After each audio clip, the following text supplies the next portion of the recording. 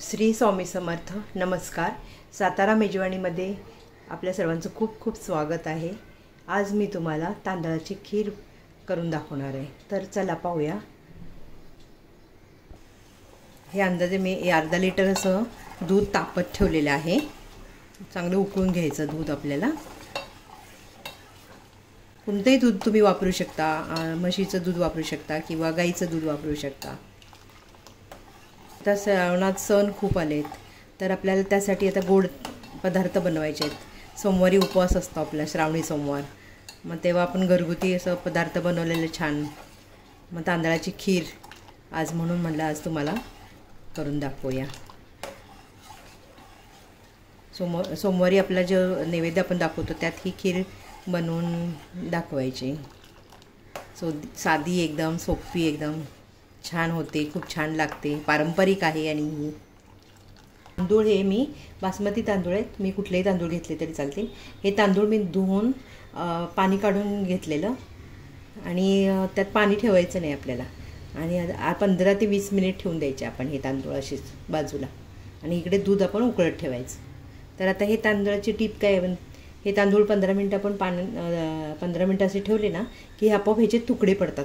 मग आपण अशा हाताने बारीक बारीक तुकडे करून त्या दुधात टाकायचे आहेत आपल्याला.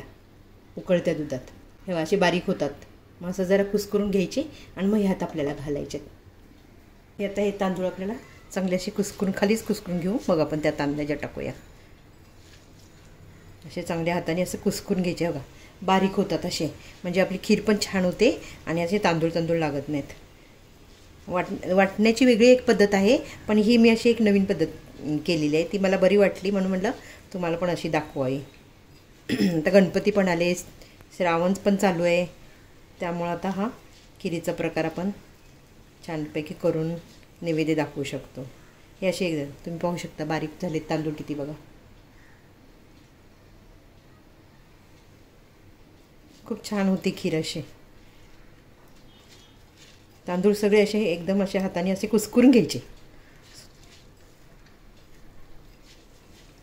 भिजवत ठेवायचे नाही, काही नाही. पाण्यात भिजत ठेवायचे नाहीत. पाणी धुवून स्वच्छ धुवून बाजूला काढून असं हे वाडग्यात एका ठेवून द्यायचे 15 मिनिट.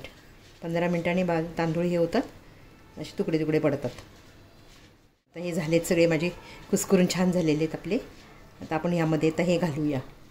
दुधाला पण छान उकळी आली आणि दूध हलवत राहायचं, नाही तर मग काय होतं साई तयार, वरती साई येते ना.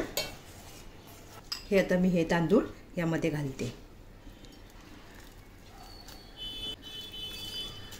1 वाटी तांदूळ घेतले मी.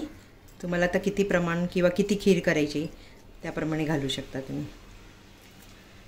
तर हे तांदूळ आपण ह्यामध्ये घातलेत. आता चांगले हलवून घ्यायचे आहेत आपल्याला आणि उकळत ठेवून द्यायचं. जेव्हा एखादी भाजी आपण ह्या साईडला बनवायची आणि एकीकडे असे हे तांदूळ दुधात शिजत ठेवून द्यायचे, म्हणजे आपले एक भाजी पण होते आणि इकडं आपलं हे खीर पण होते. असं मध्ये फक्त हलवत राहायचं. तोपर्यंत मी आता ड्रायफ्रूट्स बारीक करून घेते. तर हे मी बदाम घेतलेत, काजू घेतलेत आणि चारोळे घेतलेत. खिरीला चारोळे खूप छान लागतात.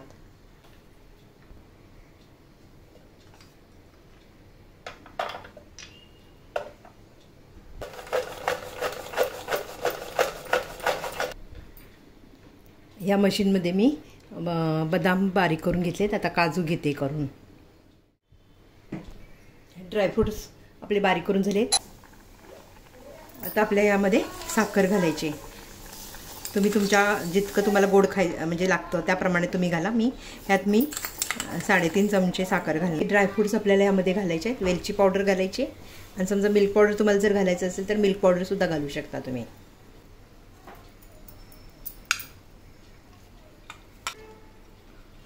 चारोळे खूप छान लागतात खीरमध्ये.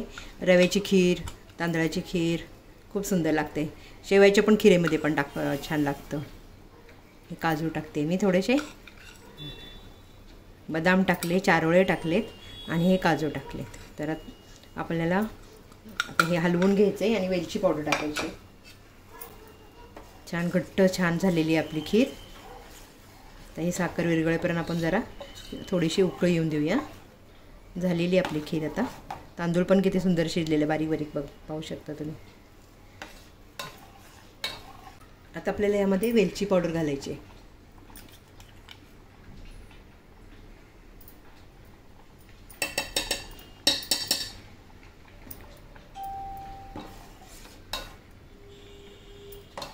ही वेलची पावडर मी एकदम अशी बनवून ठेवते, गडबडीच्या वेळेला आपल्याला उपयोगी पडते ना. मग ते तुम्हाला पण त्याचा व्हिडिओ मी बनवलेला आहे वेलची पावडरचा. ते आपली एकदम व्यवस्थित रेडी झालेली आहे खीर.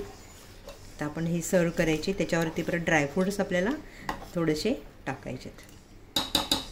ही खीर तुम्ही थंड करून जर खाल्ली तर अजून छान लागते.